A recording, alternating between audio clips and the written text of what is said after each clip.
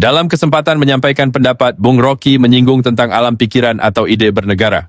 Bung Rocky bertolak pada sejarah yang menuliskan tentang bagaimana negara ini digaungkan dengan aneka ragam ide untuk menjadi negara Islam, negara kesultanan, dan lain sebagainya. Kenapa selalu ada semacam obsesi atau keinginan, hasrat untuk mendirikan negara Islam? Karena sejarah kita menyediakan amunisinya melalui Piagam Jakarta. Nah, di dalam teori ideologi, sesuatu yang pernah dihapus, membekasnya itu akan makin dalam. Jadi biasakan aja kita hidup dengan ada orang bercita-cita mendirikan negara Islam. Ya udah, kenapa mesti dilarang? Lo justru Pancasila dasarnya pertama-tama ada Piagam Jakarta, mau dihapus itu, sejarah itu tuh. Aja kita hidup dengan seluruh alam pikiran itu tuh. Jadi jangan di-SKB-kan alam pikiran itu. Oke. Budiman mencoba menagapai pernyataan Bung Rocky. Budiman meminta Bung Rocky untuk membedakan alam pikiran dengan menganalogikan meja dan apa yang ada di atas meja. Ya, baik. Bedakan antara alam pikiran, bedakan antara meja dengan apa yang ada bisa tarikan di atas meja itu. Kita tidak menolak diskusi. Kita tidak menolak diskusi, tapi ketika Anda kemudian ada gerakan untuk memotong kaki meja itu dan mengganti dengan sesuatu yang sangat lain. Mendengar itu, Bung Rocky mempertanyakan posisi Budiman sebagai seorang ahistoris. Mendengar itu, Budiman langsung memberikan tanggapannya bahwa proses historis ini ada statis dan dinamis. Itu adalah soal yang lain. Anda bisa berdiri ketika You jadi ahistoris akhirnya kan? Oh, kenapa? Bahwa cita-cita itu pernah ada dalam sejarah kita. Oh, tidak ahistoris. Loh, Justru proses historis, proses historis itu bukan sekedar dinamis. Dia ada statisnya, tidak ada dinamis lagi. Nah, ya kenapa kita ada pilih yang statis? Itu satu histori. Kita sepakat. Kalau kita bisa. Situasi semakin memanas ketika Budiman memberikan komentar yang menyerang Bung Rocky tentang ide yang dimaksud dengan sebuah analogi bahwa Bung Rocky percaya bahwa dia bisa makan kepalanya sendiri. Mana kalau Bung Rocky ingin mengatakan bahwa apapun mau pikiran mendirikan apa, membangun apa, nggak usah dicemaskan, biarlah itu menjadi pikiran dan diskusi bersama. Sementara Anda Rocky percaya bahwa dia bisa makan kepalanya sendiri.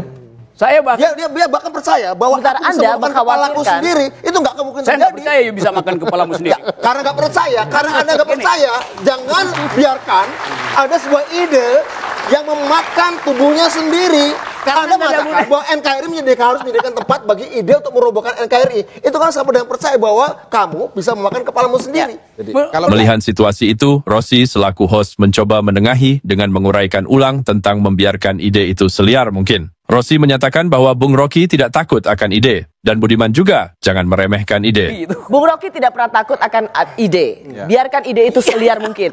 Bung Budiman jangan juga meremehkan ide. Karena dari ide-ide yang selama ini terkumpulkan itu bisa menjadi satu gerakan yang membunuh begini.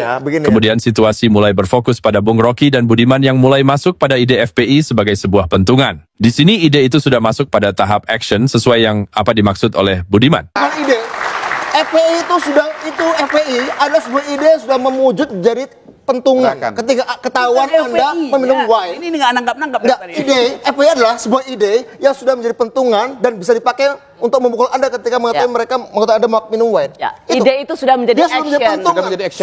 Ide itu sudah menjadi kekuatan besar. Sudah menjadi kawat berduri. Terus? Ya, dia sudah membentuk orang-orang yang minum atau orang yang kemudian dia agak berbeda dengan mereka. Melanggar hukum. Melanggar hukum. Dan mereka sudah lakukan tindakan dari polisi moral di luar sistem yang ada. Mendengar itu, Bung Rocky menyatakan bahwa dia anti FPI. Namun Bung Rocky tidak menutup kemungkinan bahwa sekarang FPI sudah berubah. Dan perubahan itu sudah semestinya mendapat atensi. Itu FPI, saya itu anti FPI itu sejak di Monas itu. Gue berkelahi sama Munarman. Walaupun dia teman gue itu. Tapi itu 20 tahun lalu. Sekarang Anda lihat perubahannya kok sosok sini berubah. Anda yang nggak berubah. Namun Budiman nampaknya tidak melihat perubahan Tiu, sehingga Budiman mempertanyakan letak perubahan itu. Dan disinilah Bung Rocky membuat Budiman kalang kabut dengan memberikan pertanyaan apakah secara kumulatif kekerasan dalam tubuh FPI bertambah? Berubah di mana? Ada RT-nya masih sama. Berubah di mana? Sama. Ada RT-nya bahwa semua tindakan dari berkelahi dengan Anda, menyiram Profesor Kamran Ahmad Tagola, itu bagian dari sebuah konteks. Terus menciptakan khilafah. Bertambah nggak kekerasannya sekarang? Apa? Bertambah nggak kekerasannya sekarang? Apa? Bertambah nggak kekerasannya sekarang?